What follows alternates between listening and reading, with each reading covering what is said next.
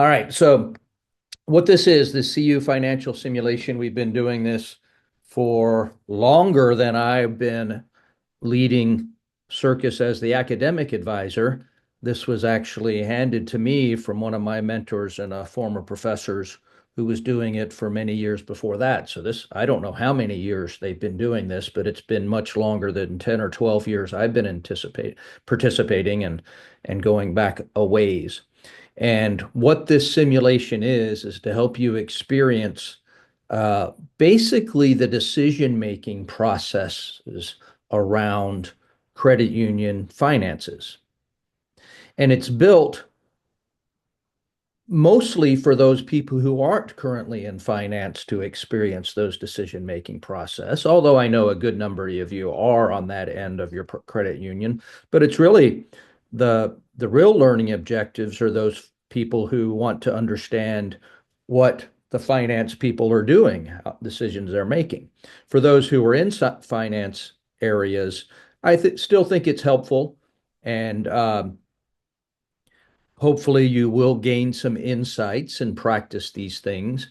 But maybe you can also serve as a resource on your teams for those who might be struggling, but also don't jump in too much and help them out, help them learn from the experience. So um, the learning objectives are to gain top management decision-making experience, help to develop an appreciation for how some of the key variables interact. And you're going to see that as you go through the decision process, that if you make a decision to handle one particular area and improve in, it might actually adversely affect some other area you also want to improve in.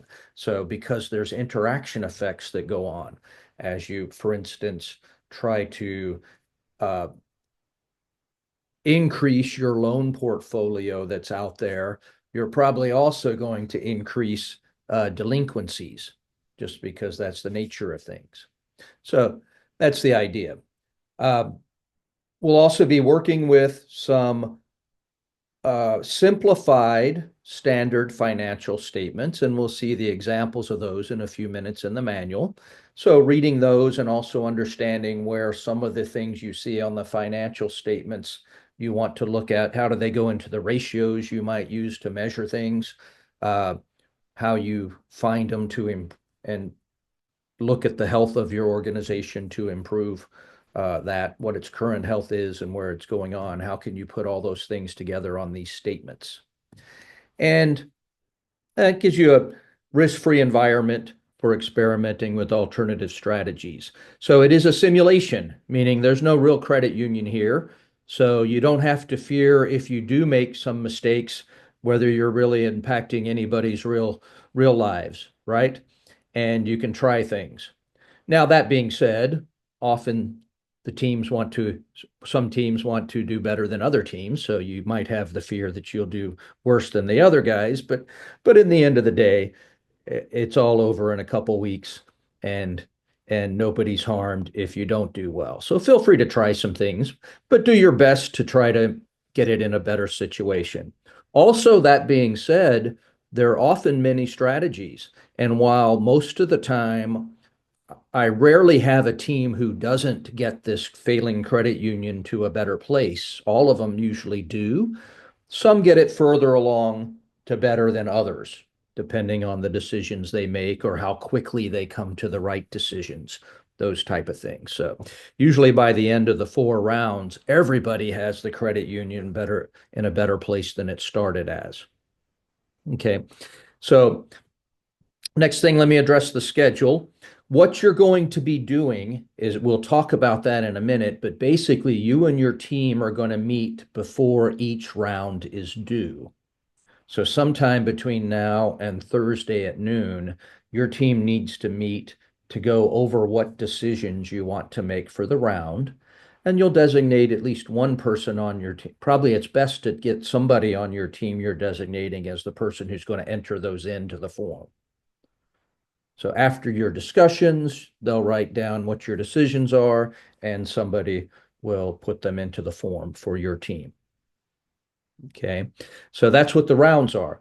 Then what I will do after you put in all of your decisions, all the teams put in your decisions, I will put them into the simulation and I will then post your results. That usually takes me a couple hours with 8 teams. So probably by 2 or 3 o'clock on Thursday afternoon, you're going to have the results of round one decisions posted where you can see them. And then sometime between Thursday afternoon and Monday afternoon, your team connects again, however you guys plan to do that, and make your decisions for round two. Often round one is where you're figuring everything out. So not every team figures pegs on the right decisions right away, but they start to turn it around and complete things better after round two. So don't be too stressed if with round one you're still thinking about what should I do? Because a lot of the times that's the learning round. That's why there's 4 rounds here to do that. Okay. So that's kind of the basic process. Now, the last thing on the schedule is after we do 4 rounds, which are pretty much the same, you put in your decisions, I post your results. You will then at the last thing we're going to do is Sunday afternoon in Athens, after our keynote and everything, and after lunch, you guys are going to do a brief, your team will do a brief 5 to 10 minute presentation on how you did. And I'll have some guidelines for that presentation posted for you. I'm not going to bore you with those today because you won't know about it, but you're going to be thinking about, just so you think about it as you get there, you're going to be discussing your process. What decisions did you make? Why did you decide to do this to improve it? What objectives did you try to meet? And then how good did you do? So that's what you're going to basically be doing that. So as you go through these 4 rounds, kind of pay attention on why and take some notes so that later when you do the presentation, you don't necessarily have to do it all from memory. Now, after round 4 is done, I will report the results Friday afternoon, but we will have some time during that. I don't know why I say Wednesday. I need to adjust that. It's actually, I think I left something there earlier. It's actually Sunday afternoon, June 15th. Wednesday's a typo in that. But that Sunday afternoon, you'll have an hour or so to put your thoughts together before I actually make you present. So I'll give you time for that final meeting in the class session, because I know people will probably be more like traveling on Saturday to get to Circus and won't necessarily expect you to meet with your team Friday night or Saturday, June 13th or 14th. You'll have a chance to go over your results, put together a brief presentation, and then in our session, the last part, we'll actually conduct the presentation. I'll get Wednesday out of that schedule. Must have left that in there. Before I look at the manual, I'm going to go down here. Of course, you have your course teams. This was updated as of yesterday, actually. There was one credit union that we had listed incorrectly in here, so I fixed that. But this should be the final course teams, I think. I originally also had a couple people on the list that were decided not to return.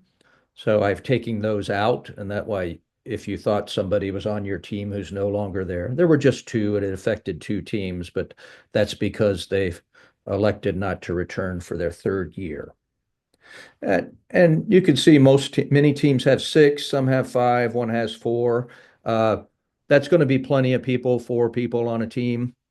6 is also good. Somewhere between 4 and 6, I think, is optimal for doing this. You get too many more, then people can't take part, get shoved out, and also too many cooks spoil the broth sometimes. So that's an old guy saying. So, okay, let's have a look at the material that I'm giving to you to make these decisions. First thing is the manual. The manual gives you the background from the game. I'm going to scroll through here, so if it makes you dizzy, I'll pause when there's thing on this manual I want to address, but it's going to give you the introduction. So you want to read through that. And then it gives you a description of the reports.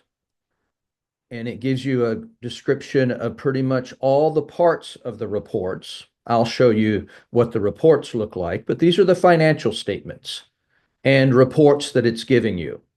And we're going to get 6 or 7 pages, 7 pages of reports, I think. The first one will be your decisions that you actually made. So what you turn in, I'm printing it back out for you. And so you should double check, were there any entry levels, that type of thing. Okay. You can also use that to review in later rounds. Well, what decisions did we make in round one? How did that affect the output? And then in round two, you might say, well, we made this decision back in round one. How do we want to adjust that in round two? So this is just printing back out what you gave me. Then we get the results. The balance sheet is going to be the balance sheet at the end of the period. Now, what do I mean by that? When you submit your decisions, that's at the beginning of a period. And you'll read in the manual that the period here, reporting period, is 6 months, so it's half a year. So you'll make your decisions at the beginning of the 6-month period, and the reports are going to be the results after that 6 months happens. Okay. So it's simulated time. So it really, that 6 months happens in about an hour or so for me to get the information in and run the program, right? But that's basically what these reports are. So the decisions you make, 6 months later, we get the results. So you're going to get the balance sheet with assets and liabilities. Note there's descriptions here. I'll let you read those, but there's some important information that you're going to want to look at in all of those, how some of the things get affected. You're going to get an income and expense statement, and that's going to show what income did you get, what expense, what profit did you get. And while the balance sheet is kind of a moment in time, income and expense statement shows you what happened over that period. Similarly, statement of cash flows. It'll start with, this is what your cash position was at the beginning of the 6 months. Then based on your decisions, here's where the cash went. This is a very important report for this simulation, because as you think of your organization, think of it like cash in, things happen, and then cash goes out to various places. And a lot of your decisions is where you want that cash to be. Should it go to investment? Should it go to more loans? Should it go to pay for marketing? Those are the kind of decisions you're going to make in this round. And there are certain places you have regulations, you have ratios you want to hit, where that is determined by where that money is sitting at the time, right? So a lot of the decisions they're going to make are determined where it is at the end of that 6 months and based on the cash flows. So those are the 3 kind of standard reports, financial statements. The other ones are also information that are important here. You're going to have the opportunity to invest in government securities and CDs. That's 2 of the investments you can make. And there's going to be a report that shows you the schedule of those. I'll explain those a little bit more when we actually see what that report looks like, because there's examples later in the manual. You're going to get a page of forecasts. Some of the forecasts are the financial industry, and then there's some credit union forecast. So remember, you're making decisions at the beginning of a period that are going to happen for 6 months. These forecasts are kind of helping you make those decisions, giving you an idea of what's likely to happen over that 6 months. Forecasts are uncertain. A couple things about these is that the industry forecast is the same for everybody. What you do in your credit union, assume it's a much broader industry than just your credit union. So what you do in your credit union might be a part of it, but it has little impact on that financial industry forecast, okay? Because there's a lot more credit unions than just each of yours. The credit union forecast is specific to your forecast. And it's basically based on if you make the same decisions that you did this last period, here's what's likely to happen. I'll address that one more time when we get to those views. You'll also get a financial report, which will give you a listing of KPIs, key performance indicators, pretty much some of the ratios or maybe levels that you ended up with, and I'll show you those. So 10 important statistics. Now, these are basically what at the end, I'm going to judge how well you did. We will pick a winner, and primarily the winner will be picked on who has the best based on a calculation of these KPIs, plus perhaps a vote on who does the best presentation. So even somebody who's in second or third sometimes can knock the presentation out of the park and then edge out somebody who had the best overall. Okay, so we'll include that in the thing, but sometimes it happens, sometimes it doesn't, where the presentation changes somebody else. I'm also going to post a composite, and it's really the same as the financial report, but it's all 8 of our credit unions on one page. So we can see each, and it's going to be public, just like I think it is if you go out and look anyway. It'll be public how every credit union did, so you can compare how you did versus the others. And I'll probably send some notes out at the end of each round too to tell you what you can do to improve. The other parts you're going to have is a decision sheet. Now, there are basically 3 areas you're going to be able to make decisions. It talks about it here. I'm going to skip down to where we can actually look at an example.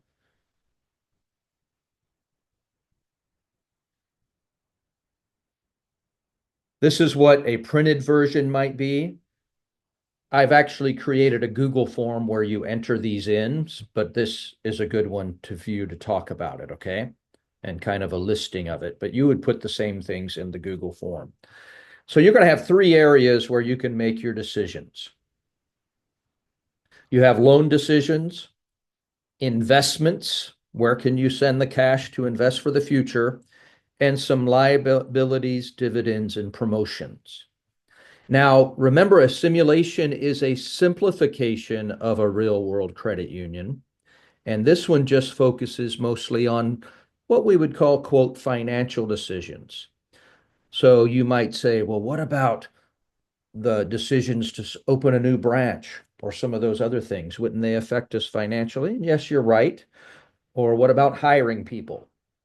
But we're going to consider those as operation decisions, and we're not going to include them in this simulation.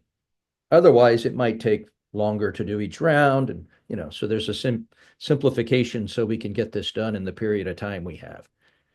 Okay, so these are going to be the 3 areas you will make your decisions about. The idea is you can say, for each loan, you can make 2 decisions. So you have 4 different loan options here. And for each one, you can make 2 decisions. You could cap it. You don't know how many loans you're going to get. You can estimate how many you might get, but often you might want to cap it. So if your estimate and you don't care how many personal loans you get, the cap is going to set a maximum number you'll get the next 6 months. So in this case, they put a very high number, which means there's virtually no cap. They're going to get way more than they'll get in loans. But if for some reason they say, we really need to make sure we get less than a certain amount of personal loans, let's say I estimate that based on what rates I'm going to have, I'll get 500,000 in personal loans.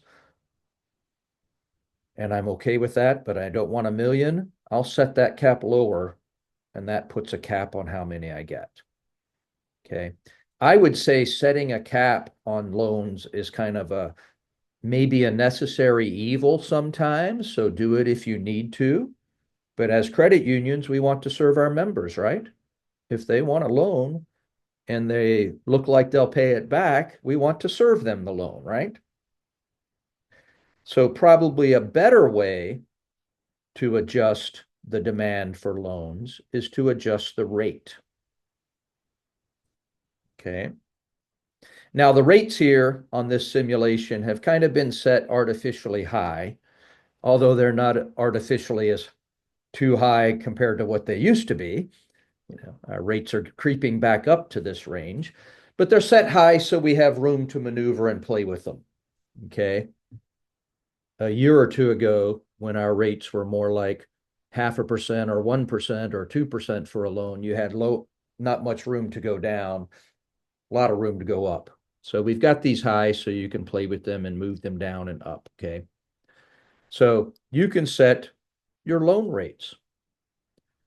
The thing to look at with your loan rates, that industry forecast that we'll see in a moment. And think about, well, if the industry forecast is at 8% and I put 9%, how is that likely to affect the demand for my loans? Okay, might depend on how loyal your customers are, or sorry, your members. I'm from a business school, so occasionally I throw in the word customer when I mean members. So don't hold that against me, please. Be patient with me. Okay. So that's basically, and you have other loans you can set max and rates on. Read the manual. If you're don't understand that, ask me some more questions about that, or ask me in a little while. The other area is investments. You have really 3 places you can invest. Government securities. And with government securities, you can make 3 decisions. You can decide to purchase more government securities. Your credit union in the first period, and by the way, I didn't say this, but you're starting in period 3, and everybody has the same credit union to start with. And they already made decisions for period 1 and 2. So this is part of the history of this credit union, are these decisions. And in period 1, your credit union, they decided to invest $2 million in new government securities, and they decided that they wanted those to mature 4 periods from then, which would be 2 years really, since it's a half a year for each period. Okay. And they said, well, we don't have any government securities right now, so we're not going to sell them. I'll talk about the impact of that in a minute, selling them in that. But that's the 3 things. If you currently have some government securities sitting in government securities, you can sell them off early at the market rate if you need to claw that cash back. So they decided to make an investment that would mature. The other place you can invest is Corporate Central. There's really 2 of these things that happen. You can manually choose, well, I got $1 million here just waiting and I don't need it. So let me throw it in there. So this will come back to you automatically. No, it doesn't come back to you automatically. That's the other one. This one will sit there until you take it out. Okay. And you can actually take it out down here. Okay. No, that's the other institutions. You could take it out here by putting a minus sign or a plus. I think that I divided that into 2 things on the Google form, though. So one of them says, how much do you want to invest and how much you want to withdraw? So if on your balance sheet or your other financial statements, you see some invested in Corporate Central and you want to get that back, and up in the manual, it tells you what the rate on that is. You put that in appropriately. The other thing you can do is fund or purchase CDs. Notice those do not have a sellback, because if you purchase CDs, you have to keep that money there till it matures. And I think they're 2 periods, as we'll see. Finally, your other decisions. various random things. You can either borrow or repay from other financial institutions. It'll tell you what the rates might be in the manual or in the forecast as well. You can also choose to pay rates on CDs and IRAs. You can adjust those. A dividend rate for shares and share drafts. Pay our members back, right? How much are you going to pay those back? Note this is where you're setting it to. You may not actually achieve that because it will pay those dividends out based on what you have in your what's the name of that area? In your undivided earnings. So if your undivided earnings go low, you may not be able to pay the full dividend you hope to pay. And then you can also spend a little bit of operating budget to try to market. These are marketing capabilities here. If you want to increase deposits or increase loans, you can spend some money on marketing. And then here's what you get back. I'm going to skip down to period 2 results to show you the statements, but you get the same thing for both. It will show you the decisions for that period, the balance sheet, and then in the manual, it gives you the first 2 periods results. After you make your decisions on Thursday, I will give you the exact same things back for period 3. Your decisions are period 3 that you're turning in on Thursday. So here's the results after 2 periods. You can see they put in this information, and the first report they got back was just echoing that back so they can check if any errors were made or they have it as future reference. Then you get your balance sheet. In general, you'll notice on this one that assets should equal liabilities.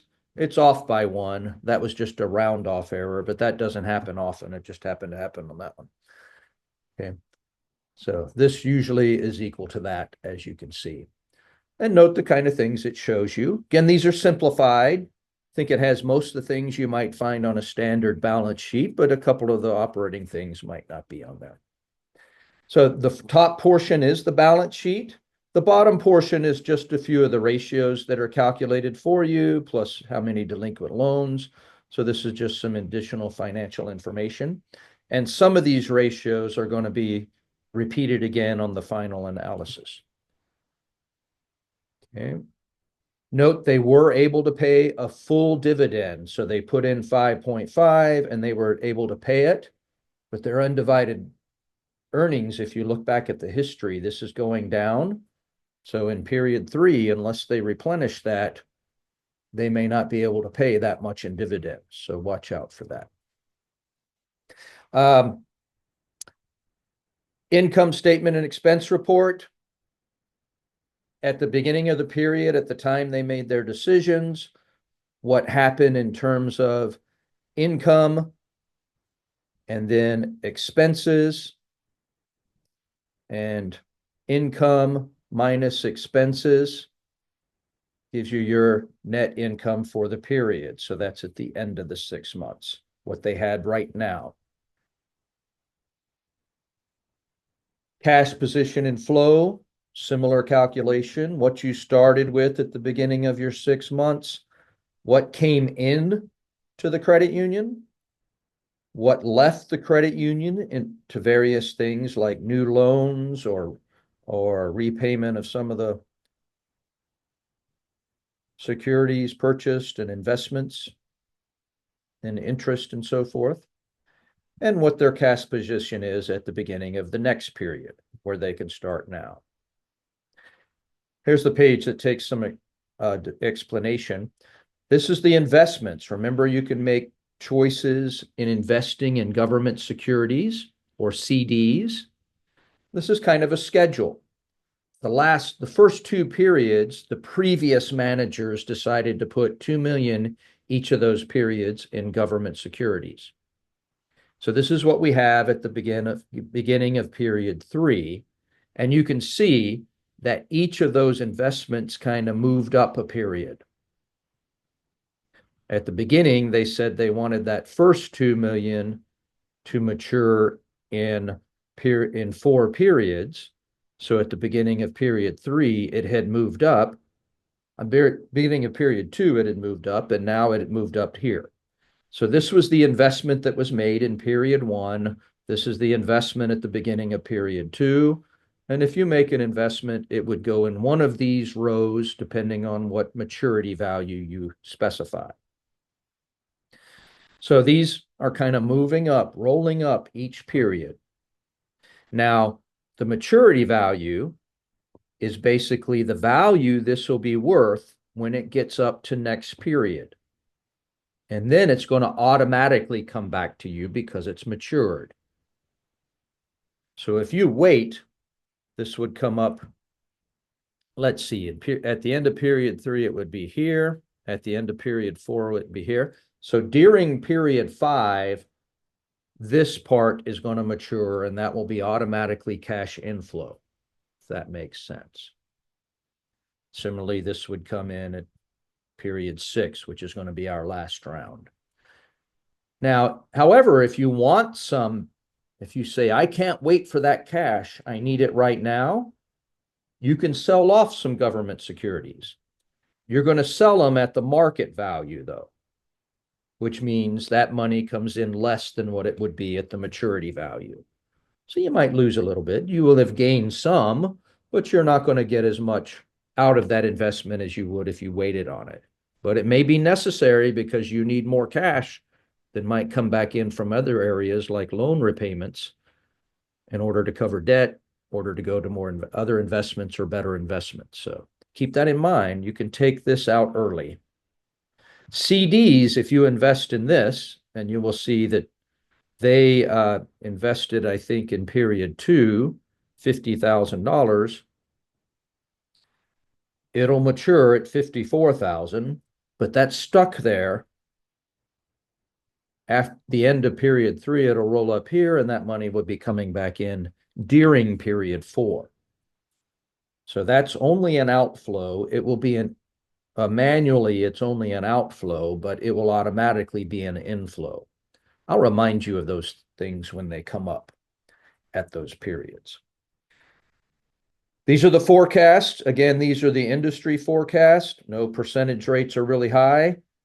So if you got an 8% personal loan, you're going to be very attractive related to that, right? If you do want to reduce your loans, you're going to have to move it up higher and even go higher than the industry if you don't want to take in too many loans and kind of give them an incentive to go other places. So this is, everybody gets the same numbers here at the end of each period. Now, these are specific to your credit union, and they will change depending on what decisions you make. And these are the forecast that this particular time, if they leave the rate and cap where they currently are, they can expect about that much of personal loans coming in period 3. Okay. So that's, if you do not change anything, that's what your forecast is. So if you like that forecast, you leave it alone. If you want to adjust it to get more or less, you adjust the rate or the cap accordingly. Okay. Finally, these are those KPIs. Try to use those as a judge to improve them. And then there will be a composite, and it will have 8 rows. If you look at this example, it's just the same numbers that are here. But when I print a composite, because we have 8 different teams, you're going to see everybody's KPIs.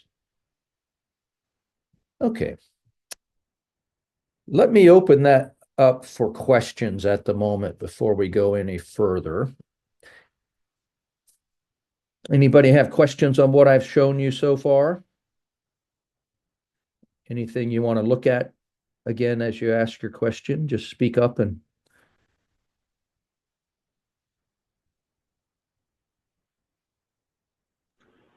Hey, Craig, for the 3 quantifiable goals that it's asking for us to come up with and complete by the end of the simulation. Any guidance on that? Okay. Should we A little base bit of it on? guidance. I Go ahead. would tend to stick with these KPIs, pick 3 of those. However, you're welcome to pick another ratio if you prefer that's related or showing something. For instance, your loans to shares, people often have a specific level they want to get that to. It's kind of low, probably considered low where it currently is, but you may want to set that one. So often people will say we want to get our loans to shares to like 80% or whatever. That would be an example. You choose the number, that's an example. Notes payable, this is your debt. So that would be one. If you choose that one, you might say, I want to get that to 0 or close or within. I think it's not bad to have you'll find in the manual that it's bad to have debt over 25% like there currently are. That affects some certain rates you're paying. But you don't always have to get to 0. You can still carry some debt at the end, but much lower than 25%, for instance. Net income, let's see, being able to pay dividends for an average high average dividend rate may be one you want to go for. I usually look at that across all periods, who had the best average overall, rather than just what they have at the end, because they might have 5.5 for 3 rounds and then a lower one for the fourth one. I don't want to hold that against them. This net income, undivided earnings reserves over total asset. Anybody recognize what another word for that one is? It's your net worth, isn't it? So isn't there a regulation in credit union land that says usually the auditors tell you have to be above a certain level? So that's another good one to set one at least to the level. So you're not going to be flagged by the auditors, right? Now, delinquencies, glad you asked. Delinquencies is going to be something that you might have a little bit of control of with your mix of loans, and you might have to figure that out, but you don't have a lot of control over this. If you are increasing your loan portfolio, your loans to share, these are going to go up, the delinquencies. So I would kind of stay away from that one as a goal. I wouldn't say reduce my delinquencies from its current place.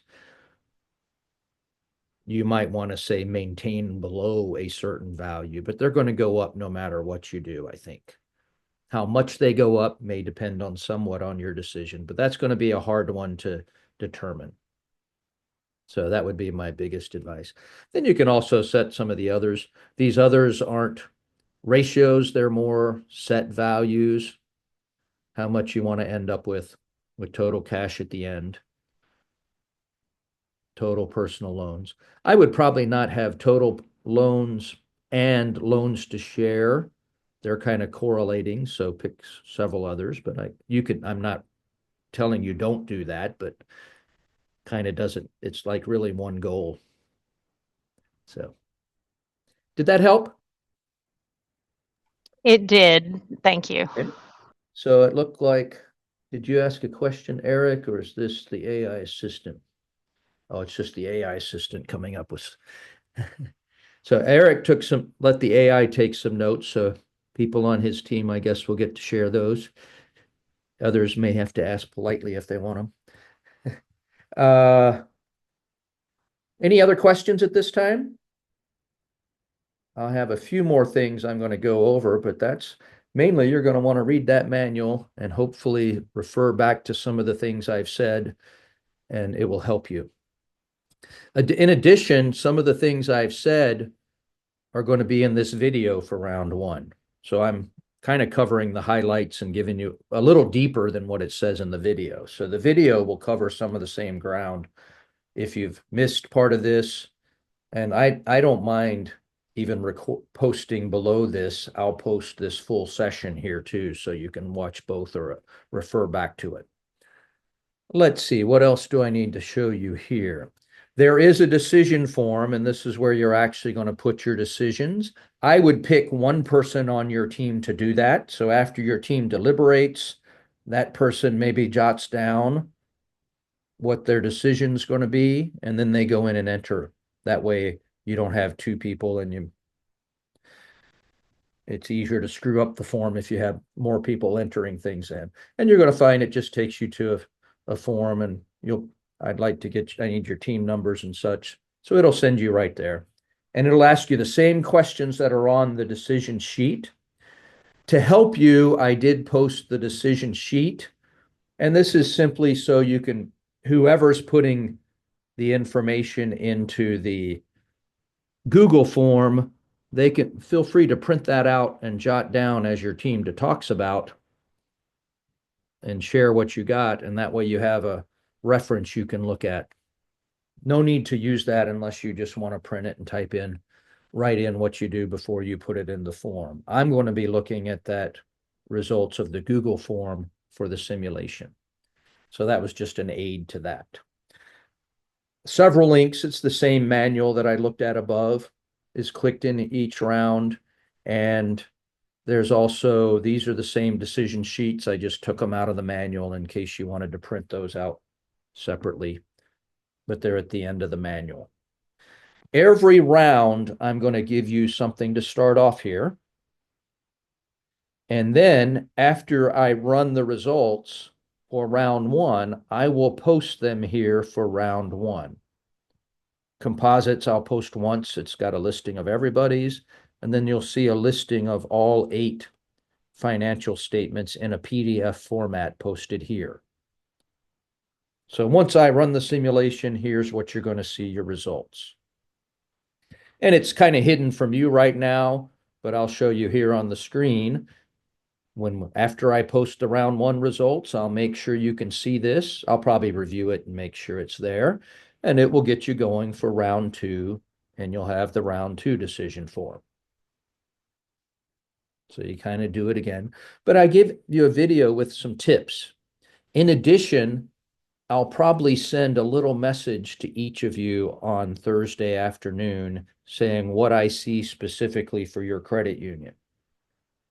Maybe some of it comes out to be similar because I do a lot of copying and pasting because a lot of you make similar decisions, but where you make a different decision, it would be a little bit different. But I might say something like, hey, your debt's still a little high. Note how you might want to get that down next period, or things like that. But I'll send you a specific note directly to your team through the LMS that will give you something, a little bit more insight and tips. So I'm going to be helping you out. And also between now and Thursday, as your team meets, if questions come up, send me an email. Happy to help answer questions before you put them into the decisions in. Or if you think something went off in round one that happened while you're doing round two, we can make corrections and turn those around pretty quick. So don't hesitate to have somebody on your team send me a question, and I'll be happy to get back to you. I'll be monitoring 2 or 3 times a day. I'm not sitting constantly in my computer. Currently, I'm in Knoxville, Tennessee at my parents' house cleaning out my dad's old storage building because they moved off to assisted living. So in between monitoring your emails, I'll be getting sweaty out in this old building. But I'll be checking back every so often to see if you have questions. So send those to me and I'll get back to you within a few hours. And then there'll be more rounds, each round doing the same thing. That's the last of my introduction I wanted to say to make sure. Do you have any other questions at this time?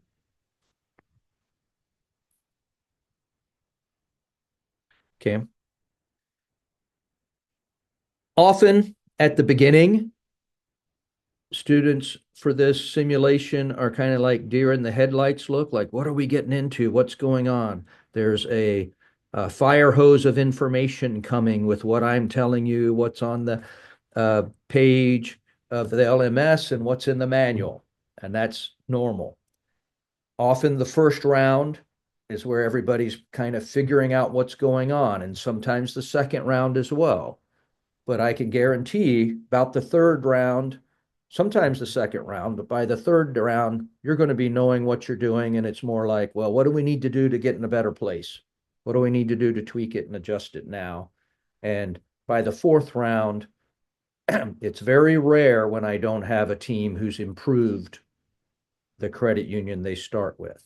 And as I mentioned before, you're all starting exactly with the same credit union and the same two periods of history. So what will change is each team will make slightly different decisions, and after each period, they'll be in a slightly different place. And often I hear at the end, while they started out, at first I was scared, but it turned out to be kind of fun, and we learned a little bit from it. So that's where it'll be at the end. So I think you'll enjoy it.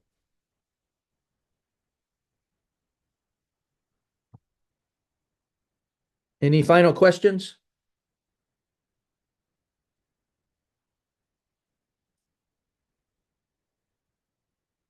All right, then. I guess we'll call it a day today.